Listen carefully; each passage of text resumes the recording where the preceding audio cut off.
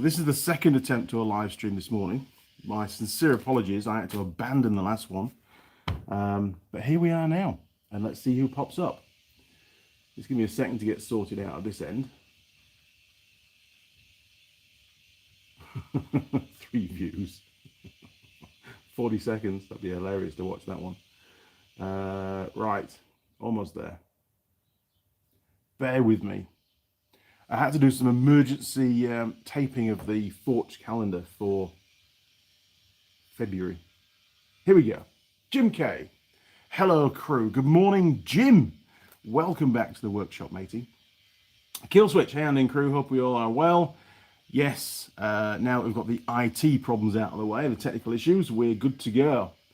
I have no idea what happened there. I had the stream set from about 5 minutes past 8. Steve, TS better. Tis better. Morning, Andy, and all. Good morning, Steve. Welcome back, matey. Roger Heaps. Good morning, Andy and crew. Good morning, Roger. Welcome back, sir. George Bonnie 90. Hello, everybody. Big thumbs up. Oh, golly, it's going fast now. Simon. Good morning, Simon. He says, morning, hit the like. It's a bit early on, but go for it. Mike Bazanski. Good morning, Andy and all. Good morning, Mike. Welcome back, sir. Pete. Hi, Andy and crew. How was your week? Great segue. Well, my week. What did we do? So we got home late Sunday night after the mammoth mega drive back from, where the hell were we? I think we were in Gore at the time, somewhere around there anyway. Got the request to return to base, return home. So, you know, do as you're told. And I did. But, we were a long way from home. We were almost about as far away as we could have got. So it was a fair trek. Actually, no, we were in Queens. Yes, that's right. We were in Gore. And I said, look, I've got to go via Queenstown. I've got to see Eloise. Promised I'd go and see her. As you know, I had Mrs. Mechanic with me. So we did that. And on the Monday, before I got notice to come home, I dropped the little DR200 off with the Motorcycle Mecha Museum. Yes, they have it now with my helmet and the sign that was on the back of the ute. They wanted that as well, which is pretty cool. So that was dropped off with the plan of them doing a display of it being the first farm bike to have travelled or been ridden the full length of New Zealand, which I think is epic. I didn't realise it was. They reckon it is. A few people I've spoken to reckon it is. We will no doubt, if somebody reckons that they've done it beforehand, then no doubt they'll let us know. But it has to be a true farm bike, and the gearing on mine was farm gearing. So if they've geared theirs up to get the top speed up, then it wouldn't count, would it? Because that's cheating. So on the Monday we did that. Tuesday I did my motorcycle shop visits. Wednesday I did motorcycle shop visits, that's right. Then Thursday morning I got the call, can you head home? So at that point we then went to Queenstown, bit of a trek. I think we were in Oamaru at the time, from memory. Honestly, it's a blur. It's a bit of a trek from there to Queenstown, but we did it, no problems. And saw Ellie and stayed there the night. That's right, we did. And then the next day, we headed up the west coast of the South Island. We thought, well, we'll go back a different way because, less people around. And there was, a lot of issues happening very quickly around New Zealand, a spread. Don't want to elaborate too much, you can read between the lines. So I felt that the west coast was a better option, less populated. So we went up the west coast, we stayed for the first night in Franz Josef, just north of Fox Glacier. And then from there, we made it over to Picton, where we did the live stream on the Sunday morning. And then from Picton, got on the ferry, got off. It was actually early into Wellington, which was nice. And then basically hot-footed it from Wellington straight home, bar a couple of very minor stops. I don't think we even needed to get fuel, actually. I think we had enough fuel to get home, from memory. So yeah, got home probably about 8 p.m. Sunday night, I think it was. And then Monday was, what the hell did I do Monday? Seems so long ago. Monday. I don't think I did very much on Monday. Oh, I know what I did on Monday. The workshop is different. Look, we've got a pie machine down there. Temporary location, by the way. The tyre machine has now gone under the carport. It's rarely used, and it was taking up a lot of space, and it sticks into the workshop quite a bit. So, you know, streamlined the workshop entry, gives us a bit more room, easier to get Trevor the tractor in when needed. And also, another big benefit is my nuts and bolts drawers are now always accessible, whereas in the past they weren't. The MIG was always in the way. And we found a home for Sheldon, and Sheldon was the main driving force behind the rearrangement of the workshop. So let me show you where Sheldon is now.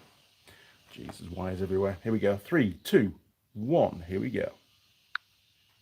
Right, Sheldon now lives over there, because Sheldon's quite wide and very deep actually as well, and it seemed to work pretty well. I struggle to get to my glass cabinet now, but that doesn't matter. But yeah, we've stuck him over there, look, and he's sort of out of the way, and it's next to a bench, which is good because then I can, you know, put the pieces that I'm working on the bench, whereas before it was just floating around. So very happy with that. And now we've got a far better entry into the workshop. So yeah, it all seemed to work out pretty well. So in order to get the time machine outside under the carport, I had to spend most of the day rearranging all Ben's stuff that's currently stored under there. But we got there anyway, in the end anyway. You know, it was all sorted. It took us a whole day, and I was pretty knackered by the end of it. But I do still need to find somewhere for that pie machine, pie warmer. But it is operational, obviously. We can't be having an inoperative pie warmer. Now, let me just catch up a little bit. Pete, hi Andy and crew, how was your week? That was the segue, thank you Pete. Richard Perry, hi, hi and Andy and crew GB, big thumbs up. Cheers Richard. Tommy Powers, good name. Hello from southeastern Kentucky. Well, good morning Tommy, and welcome to the workshop on this damp, rainy Sunday morning. Jim K, did you trim your hair? Only this bit, Jim. There's still plenty of hair at the back. Oh, Sheldon's retracted his message. What's Sheldon been saying? John Nuttall, hi all. Has the pie warmer moved? It has, John. Well observed, sir. Pete Woodfine, hi Andy and crew. Good morning, Pete. Sheldon, oh, we're back. Here we go. Nope, never got to us. Went to Queenstown to home. Where did we go to Queenstown from then? Probably Gore. Might have been Gore. Finlaters. No, that's right. We were in Balclutha. That's where we were. Sorry, Sheldon. It's all a blur, mate. It's been really a really busy week. You know what I've been up to, and it's been long days. Purple Monkey, 1974. Clap your hands. Cheers, mate. Right.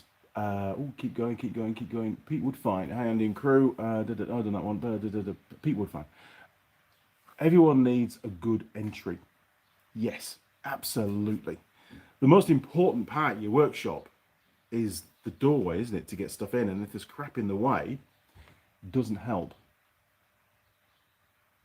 Pete's much more open in the workshop. It is. It's a lot better now. A lot better. And I'm not having to move Sheldon the mill around anymore, which is a good thing because the casters are not sat on a nice horizontal plate like they should be, which is weird the way it's been made, the frame.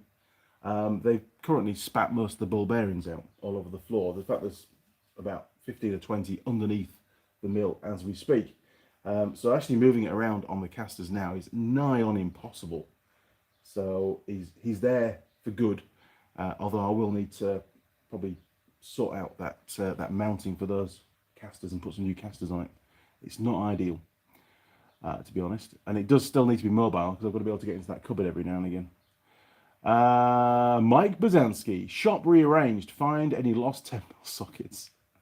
No, they're all present and correct at the moment, believe it or not. I am very, very good at putting my tools away at the end of the day. And even during the day, actually, as well, because, yeah, if I leave them lying around my workpiece, whatever vehicle I'm working on, I struggle to find them, and that's when you lose them.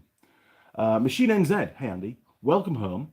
Has the backside recovered yet? Well, 160 hours of riding in basically 15 and a half days, it did pay its price. Yes, my arse is just fine, thank you. It's recovered fully. R. Pierce. Andy, question. My front differential housing in a pinion bearing cup bore is overlarge stroke spec. Sleeve it or weld machine it? It's a very good question. Obviously, pinion alignment is absolutely critical because it affects tooth contact, and that's the critical point. Sleeve it. I think you'll probably find that the clearance is so small that making up some kind of a sleeve is going to be difficult. I've come across people using bits of Coke cans and stuff and trying to wedge them in there. But you've got to get it absolutely central, which means you need the sleeve all the way around to do it. Ideally, get it remachined. You may well be able to get a bearing with a slightly larger OD and then just get it machined out to that. As opposed to have to weld it up and then machine it down to the normal size. So a bit of research is required, and it's not going to be cheap. But personally, I wouldn't sleeve it. There's a tremendous amount of sideways thrust on those pinions. Basically, it's trying to push away from the crown wheel all the time under load. So it might actually crush it. It might become loose again, and then you've got major problems. So machine it for sure. There you go, that's my take on it. Now then. Okay, so what else have we done this week? Well, Monday was rearrange the workshop. Tuesday and Wednesday, or Tuesday morning, Monday night, late Monday night, Ben turned up, my lad, and all the way from Auckland. And on Tuesday, I made a start on basically... It was supposed to be a weld up, but it was really a refabrication of a ROV tray. I won't say which model it was because that will give the game away. But the tray was on one of the Surf Club ROVs, and the vehicle they'd kept on the fleet for too long. They're supposed to really flick them on after 3 years maximum. This one was about 4.5 years on their fleet. It was a 6-seater. So maybe that was one of the reasons why they wanted to keep hold of it. Maybe they couldn't afford to replace it with another 6-seater. But the tray was absolutely rotten. And not just the base, which obviously had all the mount points and the pivot points and stuff on there, but also about 1 inch up the sides as well from the base. It was, and actually the cross member across the rear of the tray was also rotten as well, which I didn't realize at the start. But once you start to getting into stuff, you tend to find more problems. So it took me 2 full days to basically make up a whole new base, put a lip around it as well, so I could cut out all the rot. And I used a bit of box section across the back. Unfortunately, I can't show you it because it's a particular brand that I'm not allowed to show on the channel. But a lot of hard work went into it, a lot of welding. Basically used up, I've got a tiny bit of gas left, I've got a tiny bit of MIG wire left, so we didn't actually run out. And I've got 1 slit disc left, and I started off with about 15. So depleted the workshop supplies tremendously. We got it done. That was Tuesday and Wednesday. Thursday, I drove up to Auckland. That wasn't planned, but I went to Auckland and dropped off that DR650, which was requested to go back. Did that and went up to Silverdale and picked up the next batch of laser cutting for those foot weld braces, which is now all here. I'm actually looking at it on the bench. I can show you actually. Here you go, look. I'll turn you around. 3, 2, 1. Here we go. So, yes, this is going to bring back fond memories. There we go, look, it's all there. Mrs. Mechanics counted it all out. All parts present and correct. That will produce 50 kits, which 1 kit does a bike. So that once these are all done, then there'll be 100 kits supplied, which is 1,000 pieces, by the way. There's 500 pieces there to work, and we're going to make a start today. And I think from memory, Ben is going to 3, 2, 1. I think Ben's coming down later in the week. No idea when. Maybe this week, maybe next week. I've given myself a month to get these done. I'm not stressing about it at the moment, although I will be stressing at some point when we come to shot blast them or sandblast them, because still waiting for the big air compressor to turn up. And I need the big air compressor to do it. We're not going to go through the same palaver that we did last time. It took Mrs. Mechanic ages with the sandblasting cabinet to get only half of the large plates done. We didn't even sandblast all the small pieces, but we're going to be doing everything this time because it needs to be done to get good paint adherence, if that's a word. So a lot of work to do with that. We've still got about 15 front suspension braces to finish as well. So we'll be doing those straight after. So basically a month's worth of fabrication coming up. Oh, and 2 more ROVs to collect and service. So it hasn't stopped at all. There's more to do now than ever, unfortunately. Oh my word, hang on. Right, I just saw the word pie. Bear with me, bear with me. Right, Pete, pie, yes. Here we go, we'll get rid of that. Oh, cigarettes here in New Zealand now. These are now $38.50. 38 bucks. What the hell? I'm gonna have to give up. It's no good. So, easy to pie. Sorry for my title of the second live stream. I was a bit frustrated. It's a Mrs. Max steak and cheese traveller. Obviously designed for people on the move, and it's not round. So, easy to pie. That's the question. I put it to the world. Is this a pie? There's the section. Look. There you go. It's very, rectangular with slightly radiused ends on it. Easy to pie. I mean, sure, it's probably got the same contents as the pie. Maybe the design lends itself better to be eaten on the move. Less possibility of collapse and structural failure. I don't know. We're going to find out. Golden flaky pastry from a family-owned bakery. Now, we have had some Mrs. Max pies before. I'm sure we have. But I've never had a traveller before. So, today is the day we're going to find out. So, should we go and put it in the pie warmer? I think we should. Does it say to remove the packaging? I think it does. I think we should take it out. Cooking guidelines. Must be cooked before consumption. That's a very good idea. It doesn't actually say. Right. It says to remove the packaging in a microwave, but it doesn't say to remove the packaging in an oven. But I'm going to remove the packaging. Okay. All right, here we go. I'll get it out. We'll have a quick look. To camera, Andy, to camera. So, there is the pie. That's the top. Very weird, isn't it? Never thought I'd be showing an oblong pie on the channel. There you go. Right. So, maybe it's going to be okay. Will there be more pastry with this, versus contents with this shape of pie? I think there will. Right, let's go and stick it in the pie warmer. So I'll turn you around. 3, 2, 1. Okay. Now, don't walk too fast, Andy. YouTube doesn't like that. It gets really glitchy. So we'll zoom. It's like a Millennium Fighter, isn't it? There you go, look. How's that? Right, we'll stick him in there. Much easier to get to the pie warmer now. And we'll give him a good 25 minutes because it said that on the instructions. Okay. We'll see, eh? We'll see. We will find out. Bom, bom, bom. Right, back to the comments while that's warming up. That'll work, won't it? Okay. Get rid of that for now. Already a few flakes falling out.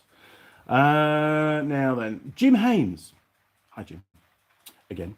Hey, Grand. No, hey, Gand. Hey, G and. Hey, Andy, maybe. Just got done replacing a front diff on a Chevy truck. It got so hot, I figured because it ran out of oil. Well, that would definitely do it. It sheared the pinion in half and was told they heard no noise at all. Most bizarre. So if it sheared the pinion in half, then the pinion input bearing must have seized.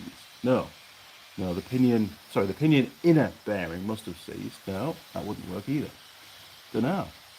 So did the crown wheel seize up? In order to, because you're still trying to drive it, or was it the momentum of the vehicle that caused it to seize? Difficult one to work out, isn't it? I think it must have been the pinion bearings that must have locked up. So did they not feel the back wheels dragging, losing power? Don't know. Doesn't make a lot of sense, does it? Never seen that before. Interesting. But it was on a truck. And that's something to bear in mind. There's a lot more mass with a truck, isn't there? And I think it could be the mass and the inertia that could have caused it to ping. Yeah. I suppose where it actually sheared as well. Did it shear at a bearing or between the two bearings? Be interested to see a picture of that, actually. Be good. Jim Haynes, again, also had to rebuild a card on a snowblower. For them, also bad gas, even though I was told to use stabilizer. Or bad petrol, yeah. I was told to use stabilizer. Or you were told that, they always use stabilizer, fuel stabilizer. Wow, well, I suppose if it's been stood that long, maybe it can still go off even with stabilizer in there. Don't know, Jim. Sounds an oddball, does that? And I've never worked on a snowblower. I've worked on a sweeper, which was a modified snowblower. Very similar thing. That was years ago, was that? Mike Adams. Hi all. Hi y'all. Andy, on your bike rack you built, a thought crossed my mind. Ever thought of adapting it to a Tommy lift for your truck? A Tommy lift? What's a Tommy lift?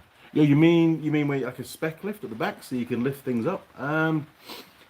I did consider, actually, because I'm getting older, I did consider making that rack, adapting it, changing it, so that it would have some kind of manually operated hydraulic ram on it, where you could lower the rack to the ground, put the bike on, strap it on, and then, with some kind of foot pump, bring the rack up. And then you'd obviously have to have some kind of mechanical lock. You couldn't rely on the oil pressure remaining while you're driving. It's bound to creep down and then you've got problems. Yes, I considered it. Yes, it's a lot of work. And yes, it adds a lot more components to the whole construction, which therefore adds weight and potential failure. So I decided not to bother. But it's still in the background. Maybe one day I'll make another one and design it where you can actually do that. It's probably a bit of overkill, in all honesty, because I could have just redesigned it where you could just have a little ramp that you clip on and you could push the bike up from one side, from the driver's side. That's what most motorcycle ramps do to get the bikes on, rather than physically have to lift the bike up onto the rack, which, as I'm getting older, it's getting harder to do, and it becomes really a two-man job because somebody needs to hold the bike while you do it. So yeah, it's a bit of an issue, but there's usually always somebody around. It's never normally a problem. And I don't carry, in fact, that DR650 was the heaviest bike that's ever been on that rack. And that really would be the limit. I would never put a cruiser on there or anything like that. It's too much weight. And to be honest, that's also the longest journey that I've ever done with a bike on that rack as well. Yeah, because we put it on at Bluff. I've done Invercargill home before, but only with a farm bike on there, which weighed a hell of a lot less. Now, Simon, I see that brand has made a concept car. Have they? It's stunning. Interesting. I will Google that, Simon. Let's have a little look. Probably can't show. I can't show you the image, can I? But I can have a look myself.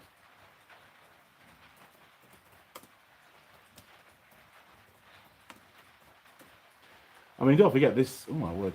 Don't forget this. This particular brand Makes all sorts of stuff. Ooh, ooh, look at that. Ooh, that's cool. Wow, very smart. Looks quite small as well, quite agile. Axes all car development plans. What? No way. You can't axe it once you get that far.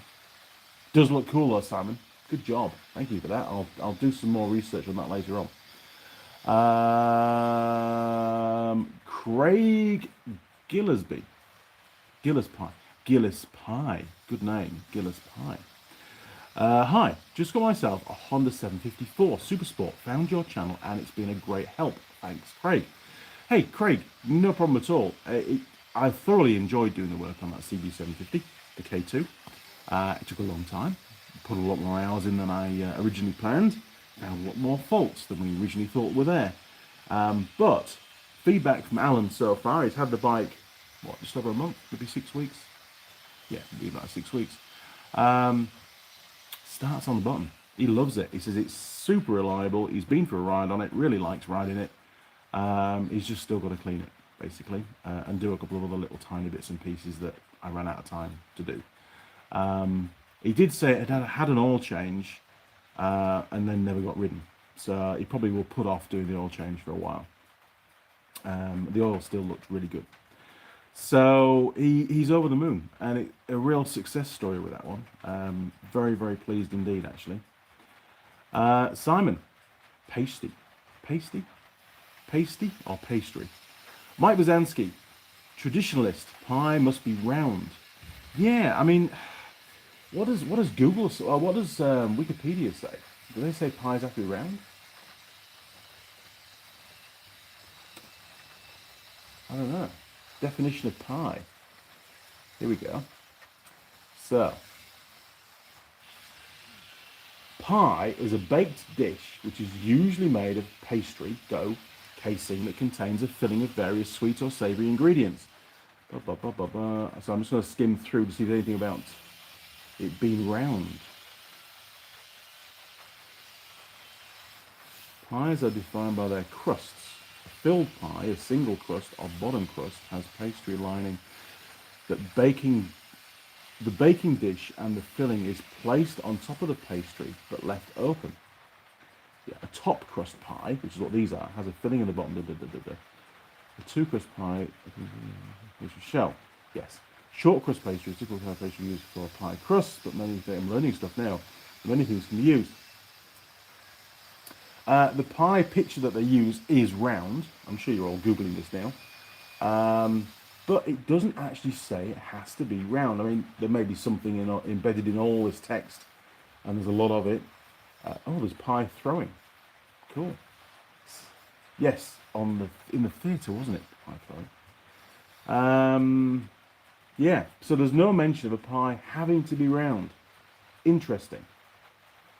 Very interesting. But to me, personally, a pie should be round. That's what it's all about. And by being round, it minimises the amount of pastry needed for the said filling content, I would say. Pete looks like a boat. Did look a bit like a boat. You're right. Jim Hayes, Big Brother is telling us how live way too much and syntaxes are wrong on products. I'm going to try and add a few more words to that, Jim. So Big Brother is telling us how to live way too much, and is taxing us on products that they shouldn't be taxing us on. Yeah, I'm sure that the price increase is all tax. I'm sure it is, but there's nothing I can do about it. Mike Bazansky looks like a wee container ship. He sure did. Right, where are we now? Jim Haynes. It's only part-time four-wheel drive and was in two-wheel drive. What the hell? So it was the front diff. Is that right? Interesting. Really interesting. Doesn't make a lot of sense, actually. Did it have freewheeling hubs on it? Or was the diff permanently linked to the front hubs, which means that the crown wheel's always spinning whether you're in four-wheel drive or two-wheel drive? An interesting thing. Because at the end of the day, if it did have freewheeling hubs and it was in two-wheel drive, that front diff would have been stationary. There's no way it could have. It must have had a problem previously, and then the only way they could find out about it is by putting it in four-wheel drive and not having four-wheel drive anymore. So maybe the problem actually happened the last time the vehicle was driven in four-wheel drive. Don't know. Maybe somebody drove it in four-wheel drive on the road. That would cause a lot of heat buildup. Interesting stuff. So, Jim Haynes again. My guess is they stored it without stabilizer on the card. Oh, this is the snowblower. On the card. On the card? Even though I tell never to use petrol without it on small engines. I don't get the card bit, Jim. Is that a typo or a spell check thing? UK mechanic, Jim Haynes, I've seen that diff issue a couple of times. The heat up, seize and snap the pinion so quickly that you don't notice until it's too late.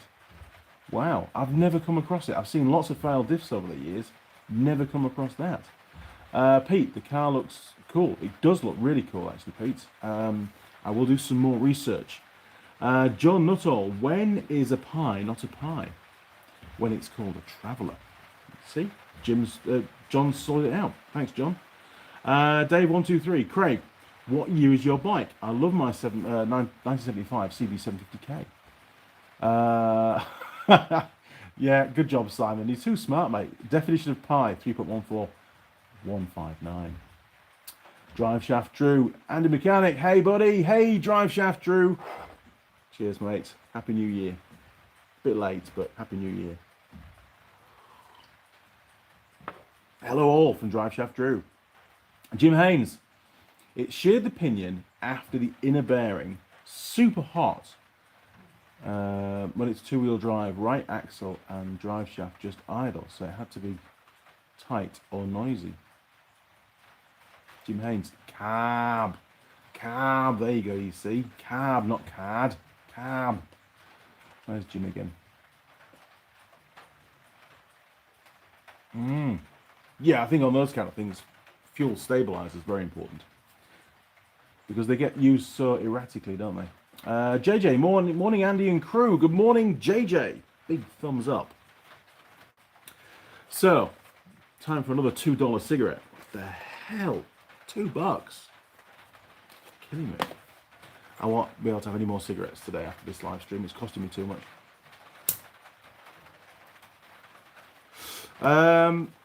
So, we sort of caught up, didn't we? Oh, we did the... Right. Where did we get to? Tuesday, Wednesday was welding up the tray. Thursday was up to Auckland and back. 12.5-hour round trip. Pretty knackered by the end of it. Got the steel picked up, showing you that. What else did we do? Did something else. Not much else there. That really was about it, actually. I know there's a stack of stuff at the PO box. Didn't get a chance to call in for that because we swapped the trailers.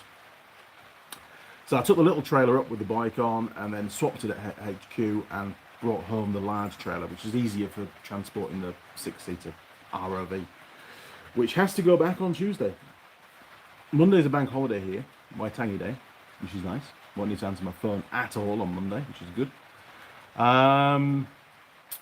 So we've got today and tomorrow, Waitangi Day, to crack on with all the drilling and machining and stuff on all these plates. And then we probably won't get it all done by then, but we'll get the vast majority of it done. Tuesday, the workshop will be closed and I have to go up to Auckland and drop off this 6-seater.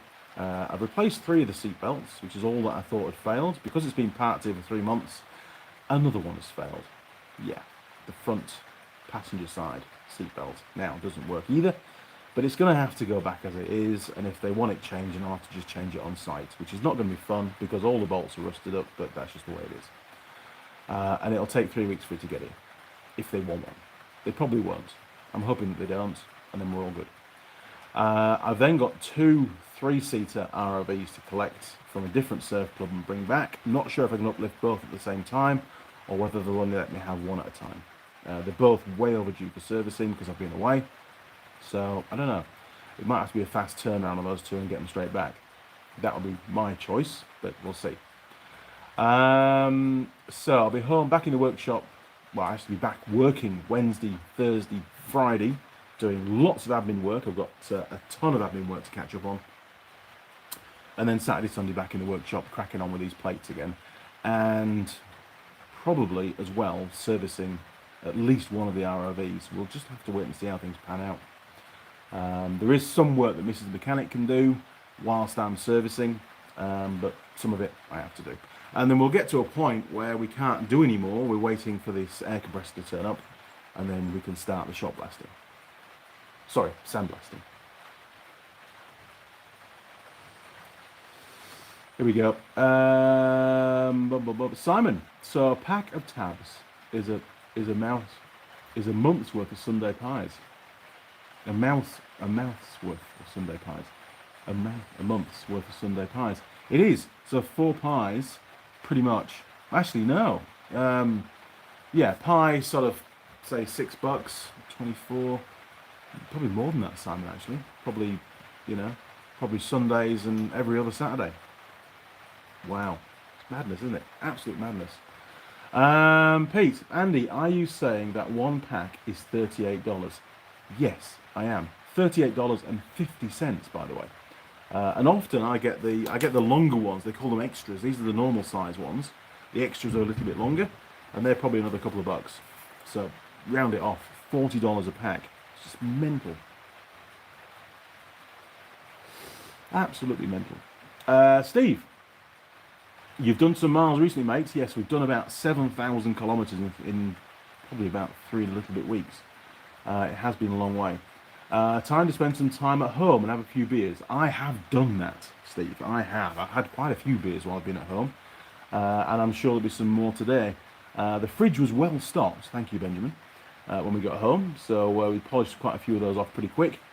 And Alan gave Mrs. Mechanic a nice bottle of bubbly for her polishing up the exhausts on his CB750. So she's very pleased about that. She's not opened it yet. Maybe tonight's the night. We'll see. Alan Cook, hi Andy and crew. Good morning, Alan. Welcome back, matey. Alan is a regular viewer to the channel. Good to hear from you, sir. Jim Haynes, we have 10 ethanol in gas here, unless you buy special gas for small engines in quart or gallons, and it's double what the gas is plus some. Ah, okay. That's interesting stuff, Jim, because petrol's just petrol here. I mean, we get different grades, but I don't think any of it has any stabilizer in it. Pete, bloody hell. Yes, exactly. Bloody hell. Sheldon, raining? Question mark. It is. You guys in for a fair bit. Thanks, Sheldon. We've had 2 days of it, and West Coast had floods. Yeah, I heard about that. We made it out of the West Coast just in time. We had glorious, absolutely phenomenally nice weather on our drive back up home. It was great. Really enjoyed it. Found some very cool tracks, which we probably shouldn't have taken the ute down with the bike on the back, but we did, and it was good fun. Wish I'd filmed it, but I was pretty tired by then. We didn't have a lot of time to do that. And we did find some pubs on the way home as well, which was good. UK Mechanic, just think how many more toys for the workshop you could have if you gave up smoking. I know, I have been thinking about that recently. Yes. It's not ideal, is it? It's a big drain on finances is the old cigarettes, unfortunately. Jim Haynes. Oh, I'm going to try and vet this one. Yeah, that's why they're not showing that one. So, I can rephrase that and read it out to you. These high costs on cigarettes and alcohol, or booze, is all government beep. I don't smoke or drink, but it's wrong. Yeah, there's a huge amount of tax on it now. There really is. I mean, New Zealand is aiming for a smoke-free country. I'm not too sure when it's going to happen. I forget the year. But when you drill down, their definition of smoke-free is 80% of the population not smoking. So 20% still smoke. So still a reasonably good income for them. And God, I've no idea what the cost of cigarettes will be by that point. Probably they'll make the same amount of tax or just keep putting the price up. Jim Haynes, the ethanol is so-called environmental additive, which we subsidise with tax dollars, and the farmers love it with corn sales. Yeah, I bet they do. Alan Cook, how's Holly? I think she's okay. Not really had any correspondence with Holly for a while, to be honest. I'll find out for you. Ask me again next Sunday. Machine NZ, when you get the farm bike back, what's going to happen to it? That's a very good question. Well, first of all, I will never sell that little bike. It earned a lot of respect from me during that trip. I remember the first, setting off from Cape Reinga, hadn't really ridden it at all prior to that, apart from around the garden, which is not a fair test. Didn't get out of second gear, even though it was so low geared. Riding out of Cape Reinga, heading south, obviously, because it's a bit wet if you head north. It sort of handled pretty well, but I didn't really know the bike, as a rider. Getting onto 90 Mile Beach, and I very quickly realised what the top speed was, and thought, holy crap, this is going to be a long ride to Bluff. It really is. 60k an hour, flat out. And that's when I heard the tappets as well. I was like, oh, that's not ideal. But during the trip, everything I threw at it, it just did it. It was a bit like my Unimog. It was just constantly inspired me as a rider. I've ridden a lot, much bigger bikes off-road, much more powerful bikes off-road. But it really sort of highlighted the fact that to do that kind of trip, if you're prepared to take a little bit longer to do it, you don't need a huge engine. You don't need a big adventure bike, which means you can do it on a budget. And the little farm bike, man, it hardly used any fuel at all. It was like 300 kilometers per tank full of fuel. And it cost, to fill the tank full, was probably about $25, $28. And I think the only day that I did top the tank, I did fill the tank up twice, was just a top up, because we were going into the middle of nowhere and it was like half a tank. So I really only used, at the very most, at one full tank of fuel a day. So yeah, I suppose if you say, well, okay, if you use a full tank of fuel, say $25 a day on fuel, because some days I didn't use a whole tank. 15 days of riding, yes, it adds up, but we did nearly 4,000 kilometers. It was just phenomenal, and a lot of it was really slow going stuff. It wasn't highway riding, so obviously fuel consumption was a lot higher. So overall, it was frugal on petrol. It really was. It was a cheap bike to run, and all I had to put on it was a new, all I should have put on it was a new tyre, but I didn't. So I did the whole thing without any consumables apart from petrol. And I did top the oil up once. It looked a little bit low. So it'll stay as part of the Andy Mechanic fleet. It's not going to go anywhere. And I'm sure there'll be more project bikes to come in the future, which will potentially do the same. I very rarely sell motorcycles. I buy plenty of them, but I don't usually sell them. Sheldon, what size bottle and gas do you use on the MiG? Also, what supplier? Not BOC, I hope. It is BOC. However, because this is quite interesting actually. When I was a lecturer at Unitec, we had the BOC rep. She was very nice actually. The BOC rep came round to talk to us about Unitec stuff. Pie's ready. We'll give it 2 minutes. And I mentioned to her at the time that I had a YouTube channel. As well as being a lecturer, I had a YouTube channel, and I did videos with an educational theme, blah, blah, blah. And I've always bought my bad guy gas from BOC, like I did in the UK. And she said, oh, we can give you an educator's discount. And I was like, that sounds really good.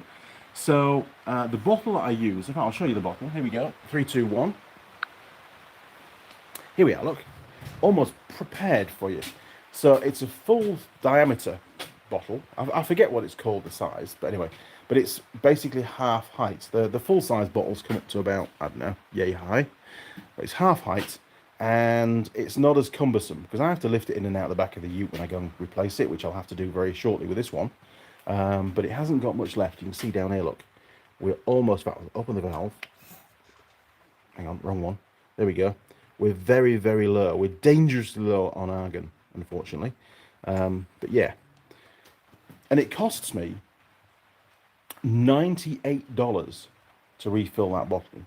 And under normal circumstances, I mean, to be fair, the MiG can sit for a couple of months, apart from the odd little job, not really be used. and then something will come in a bit like that tray where I'm welding for 2 days solid pretty much. So it's very sporadic, my gas consumption at the moment. But I also rent the bottle. The bottle belongs to BOC. It's just an exchange when you go down, and it costs me about $25 a month. So, you know, what's that? 2/3 of a packet of cigarettes? In real terms, it's not that much. And having a MIG earns me quite a chunk of money when it's working hard. You know, it's definitely something which I wouldn't be without. It's something I brought from the UK, and it dramatically helped income for the first couple of years when I was here in New Zealand. You know, to top up my sort of earnings through work. It's been very helpful, and it's done a lot of work.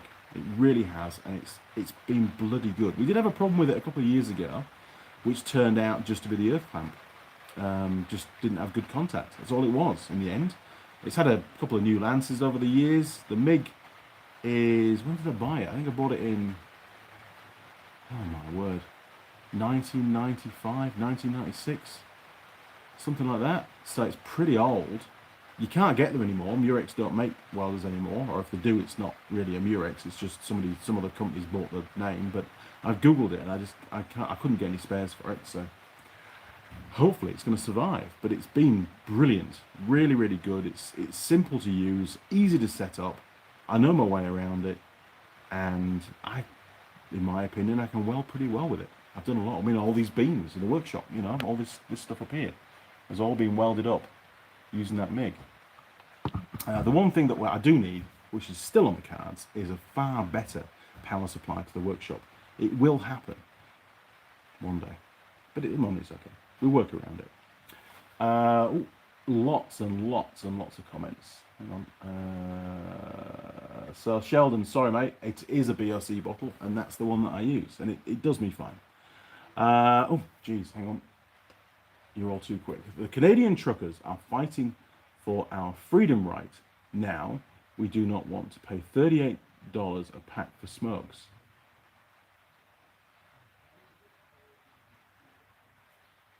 OWR?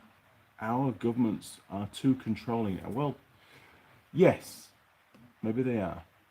There's a lot of red tape these days, isn't there? Hey, Andy. Connor K. Hey Andy, sorry for being late. That's okay, Connor. Don't worry about it, mate. Couldn't be helped. Like has been clicked. You're a top bloke. We've got 31 viewers and 20 likes, so 11 of you haven't clicked the like button yet. What's going on there?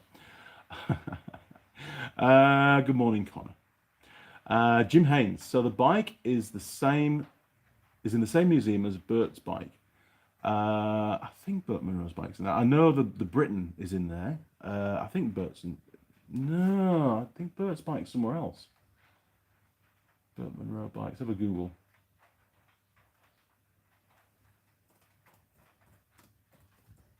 Bert Munro motorcycle. Which museum? Yeah, E. Hayes and Son in Invercargill.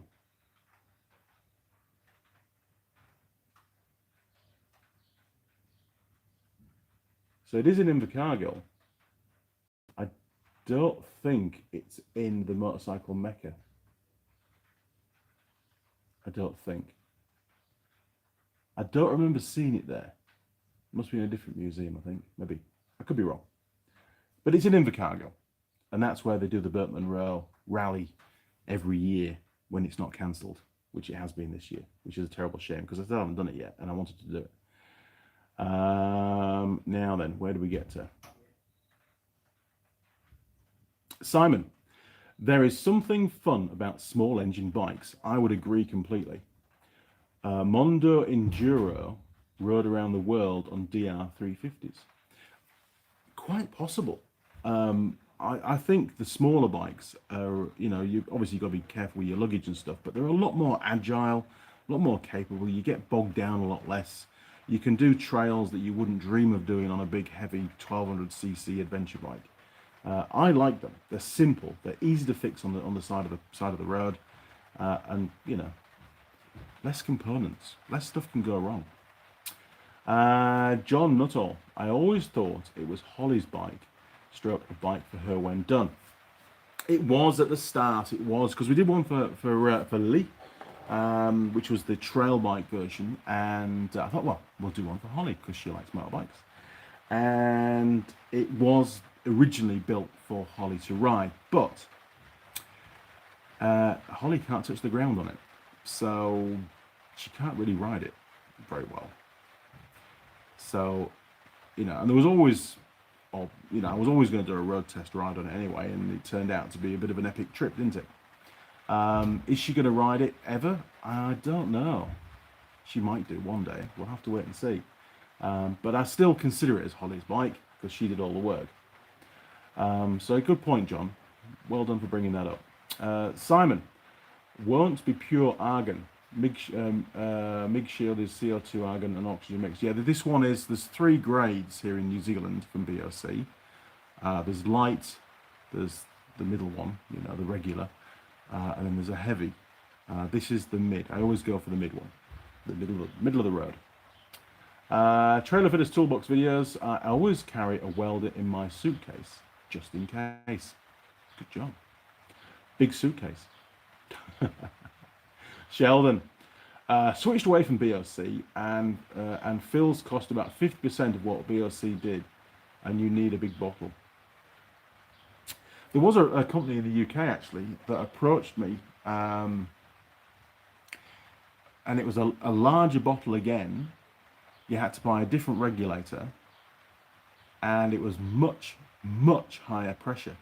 So you got a lot more volume in that bottle, not just because it was bigger, but because it was much higher pressure. And in all honesty, I was like, I don't really want the bottle with any more higher pressure in them. I mean, there's always a possibility it could get damaged or whatever. I mean, I know it's bad enough if one of these things goes up with full pressure in it. But yeah, I was scared. I just didn't want it. So I said to the guy, no, you're all good, mate. We'll just carry on as we are. Because we didn't, we did a bit of welding probably at least once a week back in the UK. But it wasn't continuous. We weren't a fabrication shop. We weren't getting through lots and lots of bottles. So, yeah, yes, we could have saved probably a little bit of money. But we'd have to, buy a different regulator and stuff as well, which now that I'm in New Zealand, it wouldn't have been usable. So quite happy really. I think I made the right choice. Stick with what I've got. But I do have a good deal on. Oh, I just saw a mouse. He's waiting for the crumbs. So yeah, I think it's okay. My stream's just dropped out. Oh, there we go. We're back. My reception side. There we go. Mr. Mouse. So it doesn't it doesn't cost me a horrendous amount of money. I'm okay with it. I'm not too bothered about changing it, and I get on with BOC really well. They've been good to me, and I do get a little bit of a discount on consumables as well. Grinding discs and that kind of stuff. All stems from that educator's discount. Sheldon, Argo Shield, surely it is Argo Shield. John Nuttall, pie time. Thanks, John. Let's go and get the pie. Here we go. 3, 2, 1. Boom. Right, where's that pie? Is it a pie? That's the question. Is it a pie? Let's get the thing out of the pie warmer. Ooh, it looks nice. We've got a bit of rupture here. Look, it's sort of broken free on the bonding on there. This side's pretty good. A little bit there, look.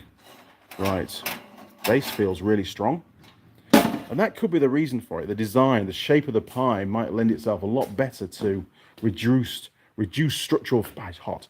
Reduced structural failure. Luckily, I swept the bench. Right. Okay, turning around again. Right. It's always really weird watching what goes on the camera. Okay, so a quick whiz round. Base, very, very good. Uniform is the word, isn't it? Top, not bad at all. Looks just perfectly golden brown. And just going around the sides. It's pretty good, isn't it? Pretty good. It also is quite hot. So I don't know what the thermal retention, whether that will be changed. It probably will get colder quicker, won't it? Because there's more surface area of the pastry. Okay, well, I'm going to go for it. Hopefully it won't be too hot.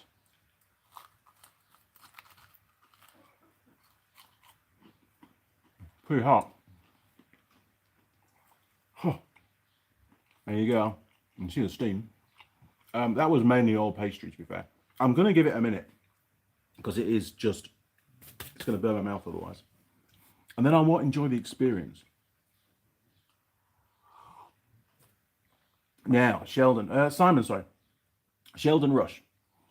We get Argo Shield in the UK. The bottle colours on Andes as the UK. Pure argan is all green. Yeah, it's not pure argan.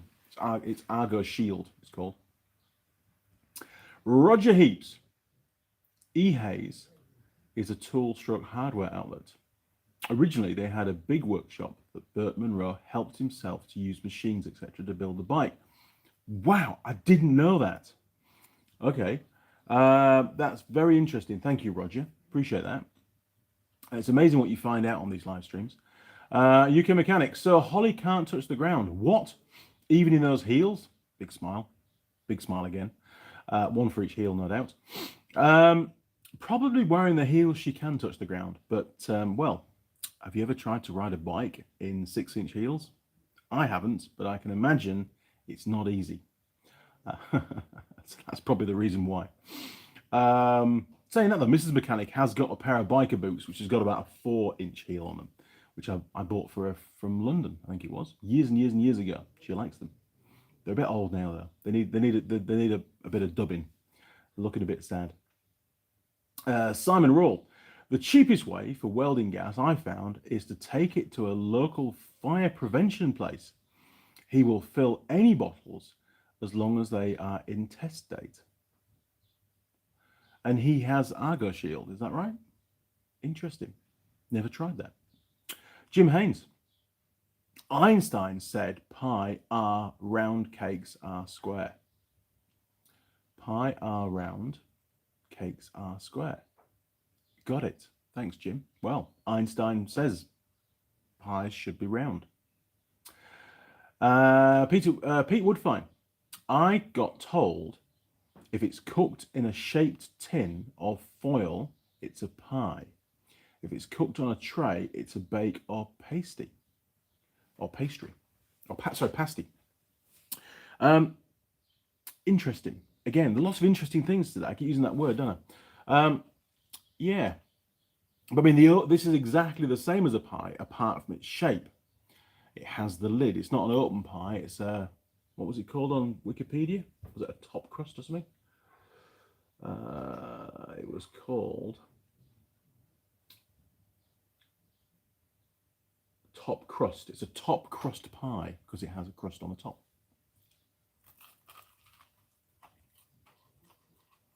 Holy moly. Whew. That's hot. I'll get into the scores in a minute. I'm just letting it just cool down a minute. Yeah, that was the top of my mouth. Just feeling the pain there. Yeah, I mean, Pete, the names for stuff does vary around the world, and to me, it's, apart from the shape, it's certainly a pie. It's the shape that's the question here. Do we allow it to be called a pie? Jim Haynes. Holly needs a Harley Sportster hugger version. It is lowered and seat is thinner, so shorter people can touch the ground. Would she ride a Harley Sportster? I don't know. Does she like Harleys? I'll have to ask her. I'm not a great fan of Harleys, to be honest. I love the sound they make, and I think the more modern ones are probably, well, the older ones have more character for sure. A little bit vibraty though, aren't they, to be honest? She might enjoy that. But yeah, would she ever ride a Harley? I'll have to ask her. Machine NZ. So where's cheapest to get an argon bottle refilled? At the moment, I get it done with the tool shed. Oh, they do it as well. Their easy swap deal. Didn't even know that tool shed did gas, to be honest. It's amazing, isn't it, what you learn in New Zealand. I like convenience. I don't think there's any tool sheds around here. Or we've got new neighbours, by the way. And all day yesterday they were chainsawing, so at least they've stopped doing that now. But they're digging today. Don't know what they're digging. I think they're trying to get rid of some trees for some reason. Don't know why.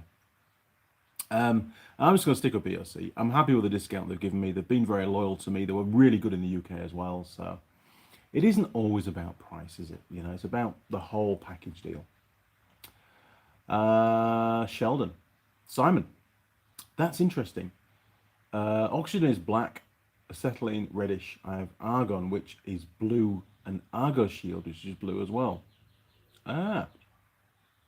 But I think doesn't yes, it's blue, but doesn't the Argo shield here have the white band on it? I don't know.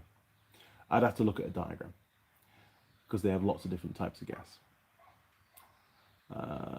Harry Darg. Good morning, Harry. This is the Andy Mechanic show, right? With that long hair, though you might have had... What? This is Andy Mechanic show, right? With that long hair, though you might have had known girl on here, lol. Harry, what are you trying to say, mate? Are you saying that this is like a girl's haircut? Is that what you're saying? Be honest, tell me.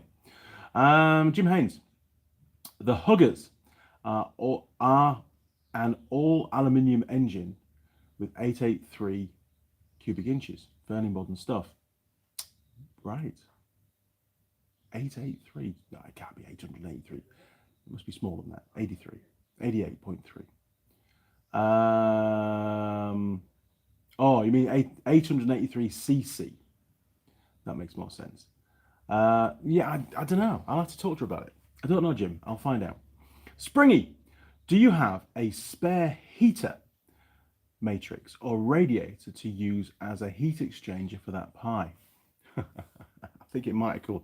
I'm using the steel plate on the top of the workbench as a heat sink, so hopefully it's going to cool it down a bit quicker. Okay. It's just tolerable now. So, that's where we're at. It's still a bit steamy. Nice big chunks of meat in there, though. That's good. But there's a lot of pastry. I'm getting, every bite, I'm getting a lot of pastry. And that sort of, is what I thought it would be, given the fact that it has to be more pastry to volume, given the shape of the pie. But it's super stable. I mean, look at this. You can wobble it around. It's not going to fall apart. Good for driving. Not that I'm going to endorse that, but, it's just the shape of it does lend itself really well to being eaten whilst you're driving. Potentially, I would think.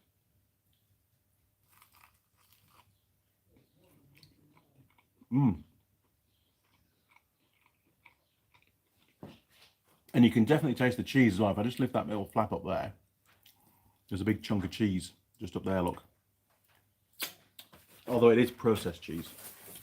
Right, let's make some numbers. So, taste stroke flavour. It does taste, the whole thing does taste quite processed, which of course, I suppose it is processed, but I think most of that's coming from the cheese. But it's not bad. It's not bad. Taste stroke flavour contents. I'm going to give it a 7. Structure Foley Partners. It's rock solid. I don't think you could get a better one. I'm going to give it a 10. I think it's really, really good. It might change if it falls apart later on, but I don't think it will. Runnability. Well, given the small surface area of the outlet of the pie, there's just nothing. It's very, very stable. The innards, the contents just are not going to flow at all. So again, it gets a 10. Meat quality. Well, it's not brilliant. I did have a little bit of gristle on the last mouthful.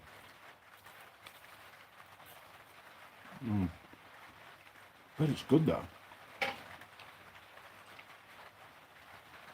Big chunks of meat, tasty. Doesn't have that sort of braising steak taste to it that the last pie had. I'm going to give it an 8. We've had better. I'm going to give it an 8. Now, this is the contents to crust ratio. There's a lot of crust. You can see, in the picture there, you can see lots and lots of yellow. That's all pastry.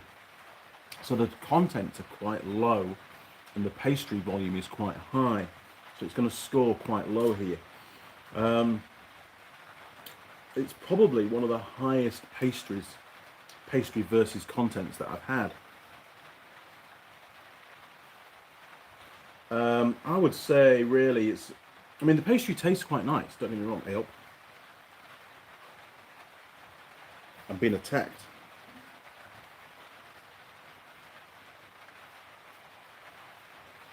I think a spider got me. What the hell? Ugh, don't like spiders. Pie to crust ratio. 3. Yeah, I think a 3. It's not going to score very well on that. Now, availability stroke logistics. So it falls under the Mrs. Max branding, and these are available in quite a lot of dairies and petrol stations, and I dare say it probably even supermarkets as well. So they are reasonably readily available. In the supermarkets, they're supplied cold. In the petrol stations, they're already pre-warmed. In the dairies, they're usually pre-warmed as well, although not always. So, you know, sort of most of the time they're available to eat there and then. Other times, if it's from a supermarket, you've got to warm it up yourself. Just so happens that this one came from the local petrol station, and it was actually cold. Normally it would have been warm, but I don't think they've put it in the pie warmer yet. So, reasonably well available. You can't order them online. 7? I think a 7. I think a 7 works for that. Pastry taste rating. Well, there's a lot of pastry to go at, so if it's not good, the whole pie is going to score badly, isn't it? So I'll just get rid of that. So we've got some plain pastry here. I will clean my palette. Bear with me. Stick that on there. Bit of coffee. Okay, going in. Pastry.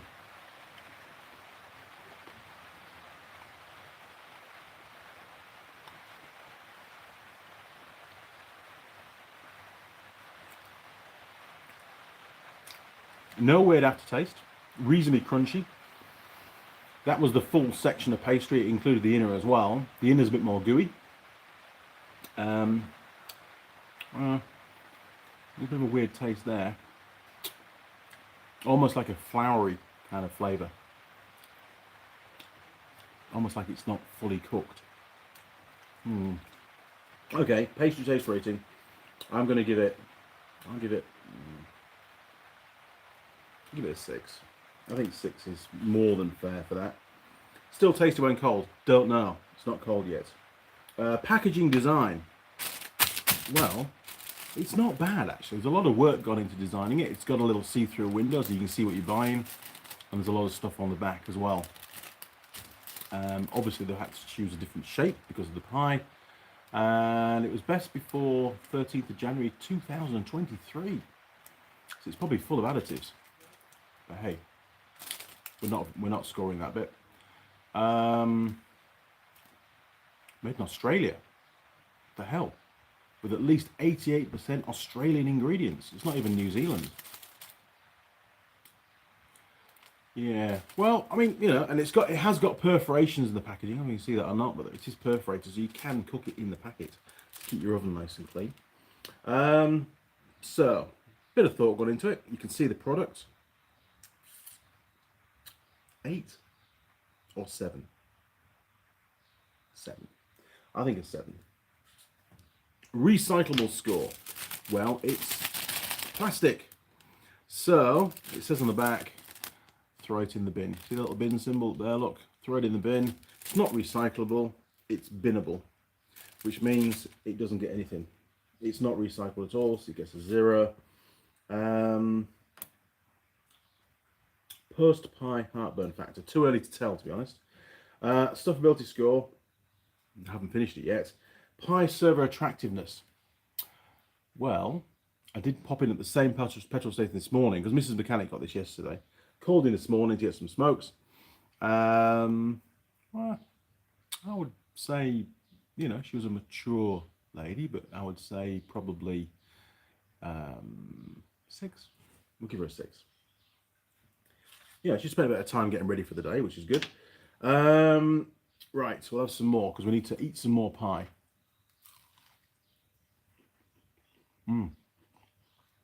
It's not bad. As a package, it's not bad.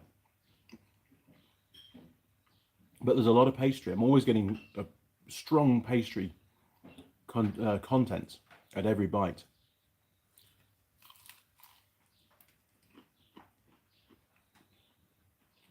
But actually, I thought that it would have got cold pretty quick, given its shape, more surface area of pie. But in reality, that's not the case. It's staying pretty hot. I think the pastry is acting as an insulator. And because there's only a very small opening for the supply of pie where you bite, that's obviously where it leaches the heat from and cools. So the stuff further down stays really hot. That's a good design, actually, because there's nothing worse than getting to near the end of your pie and it being cold, especially if it doesn't taste too good. This tastes all right though. It's not bad. So if we had a category for thermal retention, this would score really highly, purely on its design. That's if you accepted the fact that this is a pie.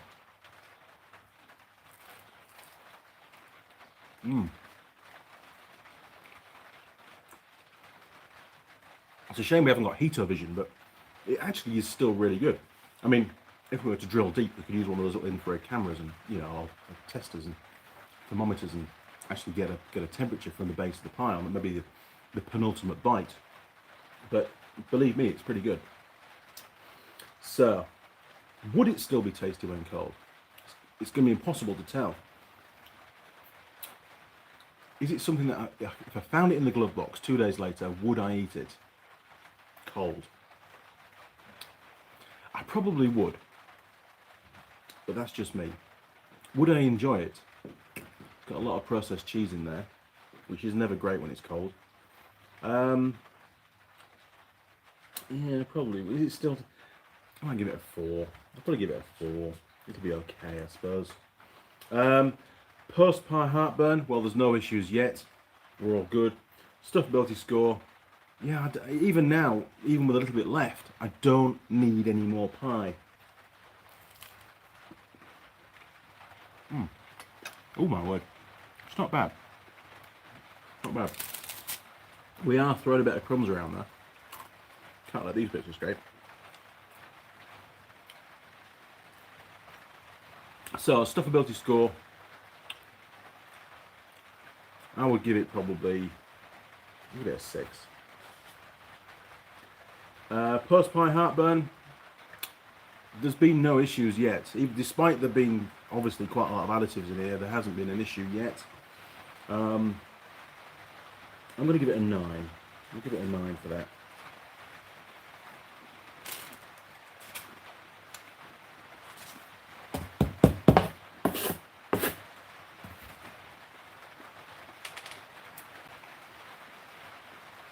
Have we filled them all out? It should be 13 scores. 1, 2, 3, 4, 5, 6, 7, 8, 9, 10, 11, 12, 13. Right. Okay, we can tally up. Here we go. Moving you down. Oh, there we go. Is that all of it? There we are. Right. Lose the stool, Andy. Lose the stool. Okay. So, very simply, 27 to this point. 35. 38. 45. 51. 55. 62. Still 62. 71. 77. 83. 83 is the score. Now, obviously, if my arithmetic is incorrect, please let me know. Let's go and get one of those magnetic strips from the cupboard. The Tool Girl cupboard, by the way. Oh. Right. Where are we? See, look, we've got a mirror in there now. It's pretty cool. Okay. I did forget to get this out, so my apologies. I was running a bit late this morning. And then we had problems with the old live stream For some reason, YouTube decided to cause problems. So it's a Mrs. Max. There we are, look, Mrs. Max.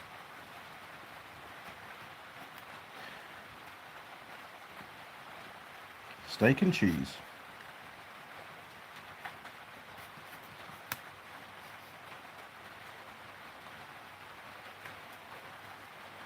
Traveller. And you've got 83. I'm just going to put oblong down here. Okay, so we remember, because I'll only forget. Oh my word, right. Let's go and see where it ends up on the list. Bum, bum, bum, bum, bum. We'll stick him up there for now, just for storage. Okay, so 83, we're going to have to make a gap. 83. Oh my word, let's pull all these down, look.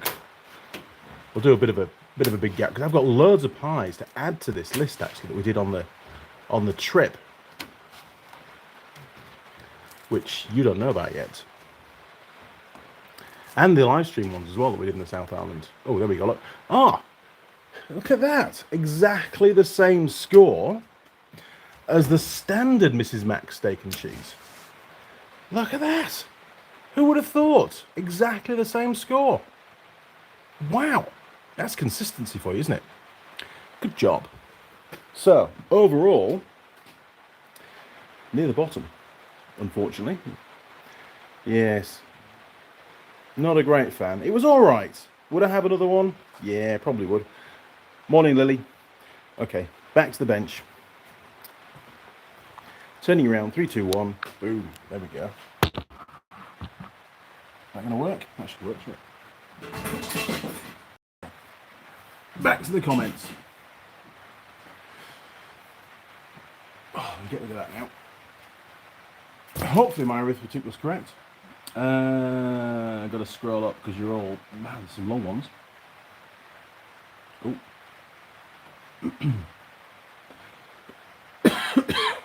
Here we go. Hang on. I'm going to go back a bit more. Bear with me, people. Here we go.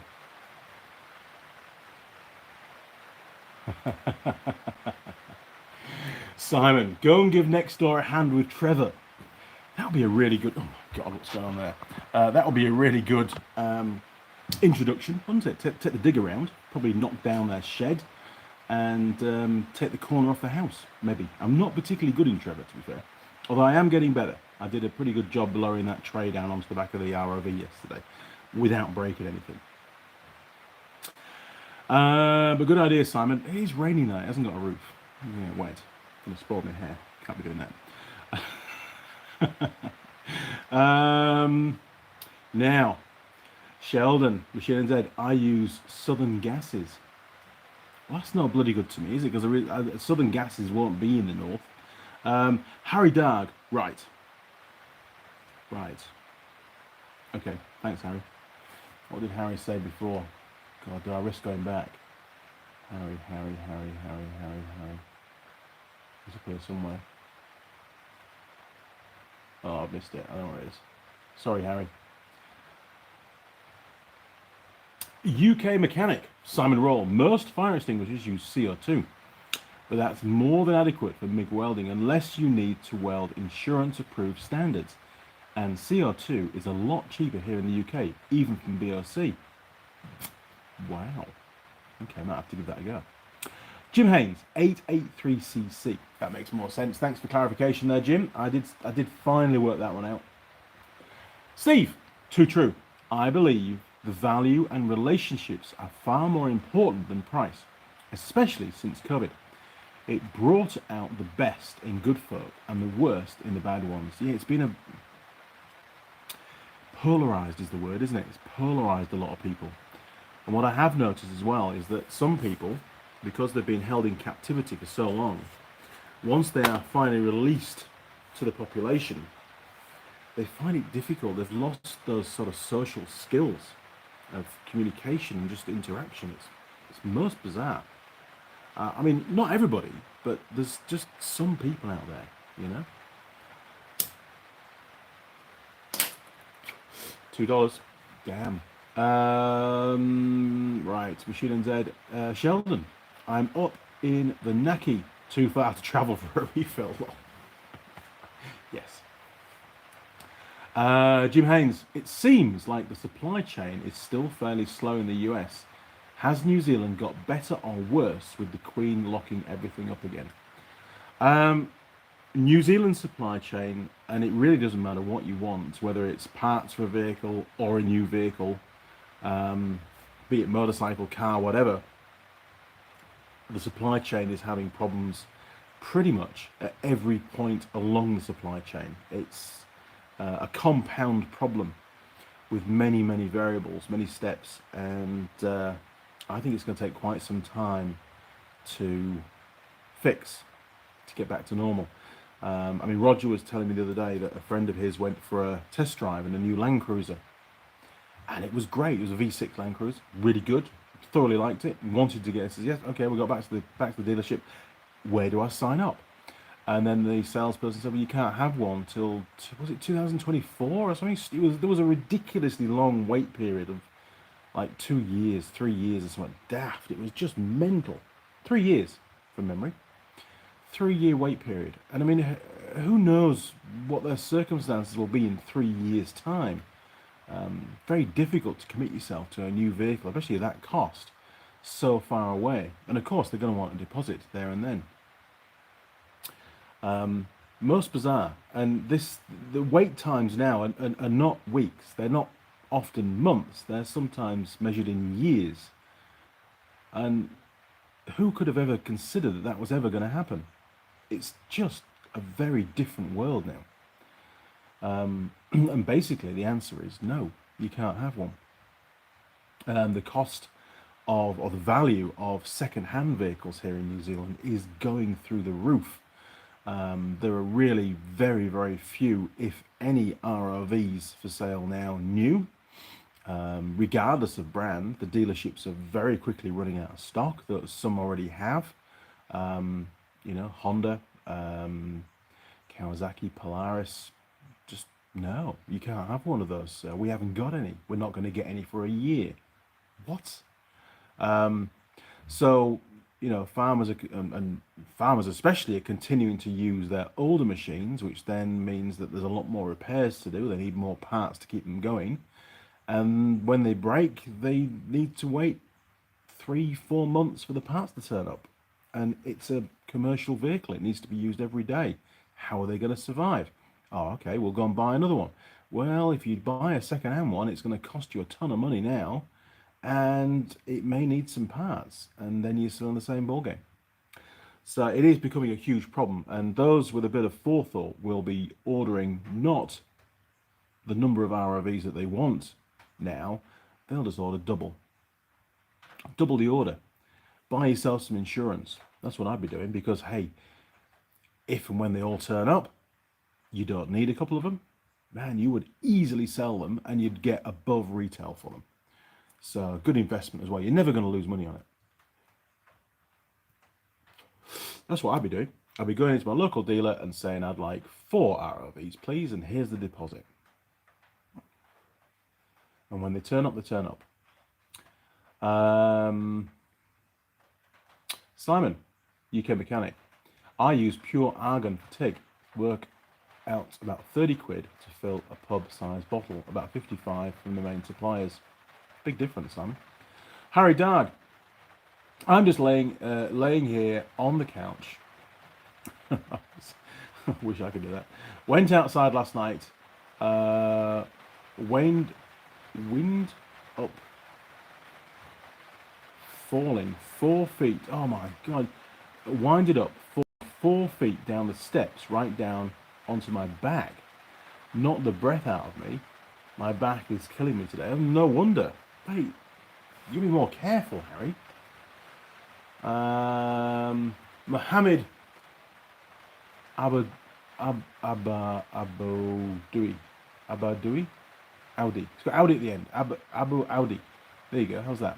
Hey Andy, I'm going to open garage to Lebanon to fix bikes. Oh, garage. Open a garage in Lebanon to fix bikes. I worked for some worked for someone for a year. I've watched a lot of your videos, but I'm afraid not to be able to fix everything. What is your advice? Research. If you get something in that's not working, it's got a fault, and you're not too sure, talk to other mechanics. Get online, have a chat, tell them what the symptoms are, and I'm quite sure that they'll help you along the way. That's what we do. We help each other. None of us know everything. Oh, there we go. We're back in again. Just lost the streaming. Oh, what's going on with the stream? Thank you. That's okay, mate. No problem. Harry Darg, Andy, you do a lot of repairs around your house and stuff. Can chain link fence be welded together? I don't know if it will put out fumes by welding it on. Chain link fence is often galvanized. You shouldn't be welding it. If you're a bit of a tedious task, but if you grind off the last half an inch of galv, then you should be okay. But you really don't want to be welding galvanized stuff. It's not nice at all. Could you not just? I think when they link chain link fence, I've seen it. They just bend into a loop each of the bits and do the same with a new piece. So it's actually mechanically linked rather than welded. That's probably a better way of doing it, to be honest. There might even be a tool to do it. I don't know. I'm not really a chain link fence kind of a guy. Jim Haynes, Steve, in the UK, wide open now, or it is soon to ease, as I see the news. So yeah, from what I hear, the UK is trying to get back to normal at the moment. Things are getting better by the day. Learning to live with it. That's what's happening.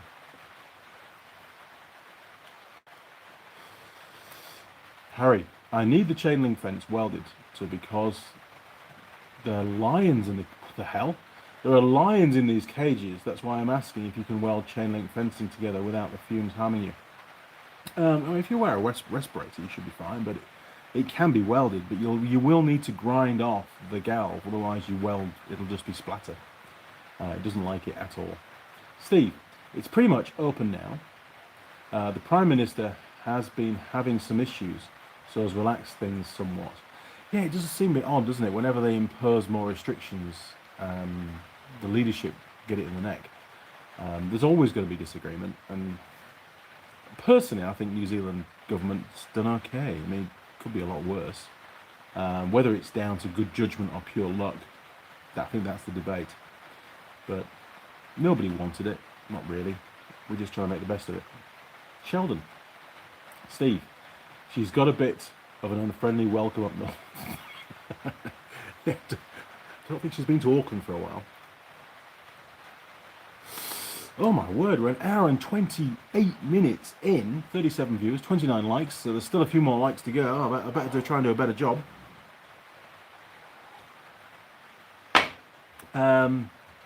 What else is there to cover? I don't think there's much. I did call in, actually, when I was in Auckland, I called in to see Jared. I needed some urgent supplies. I'd completely run out of hand cleaner, so they gave me a new tub of that. And you might have noticed up there is a brand new blue roll, because we were running out of blue roll as well. Got some more brake cleaner, which we always use. It's just a regular thing. And I've got some more servicing coming up, so I'll need it for that, for sure. And some more underseal, because I needed some more underseal to spray that tray that I fixed. And it looks really good now it's done. It looks bloody awesome, actually. Did a good job with that. And I even got I did a test mount, and I had to weld. Here we are, Sheldon. Listen up on this one. I had to weld the pivot mounts to the tray in situ to make sure they were exactly in the right place, because there's nothing worse than the latches at the front not working properly. So I disconnected the battery, the ECU, and, wait for it, Sheldon, the dash, and had no problems. Sheldon's now swearing at me. It's all right. I can take it, Sheldon. We all live and learn, mate. But yeah, I mean, there's always still that gut feeling that maybe you're going to cause some damage to some electronic component that's still plugged in, but I made sure that the earth bleed was on the tray, not on the vehicle, and it had some rubber bushes through it, and I made sure the pins weren't touching the frame, so I did my very best, and it's fine. It worked out just okay. I suppose one more thing that I should have really unplugged in hindsight would have been the power steering module. That would have been a sensible thing to do, but I forgot. We all make mistakes, but it didn't cause a problem. Everything still works, which is very nice. I don't have a spare one. Simon, issues, lol. Do you mean lockdown parties? Funny. Peter Woodfine. Simon, then was work meetings with a break, but they brought their own refreshments.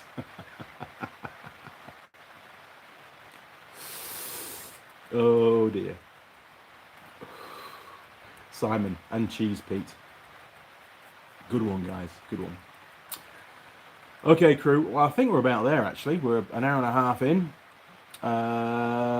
Sheldon, deshackle with a chain fence. You could do that. Be a really simple way of doing it, but maybe the lines can undo deshackles. I don't know. I've never had to produce a fence to hold lines in, so I'm not qualified to comment on that. I'm sorry. But if you do end up welding it, you will need to grind off the galvanizing on the bits that you're going to weld.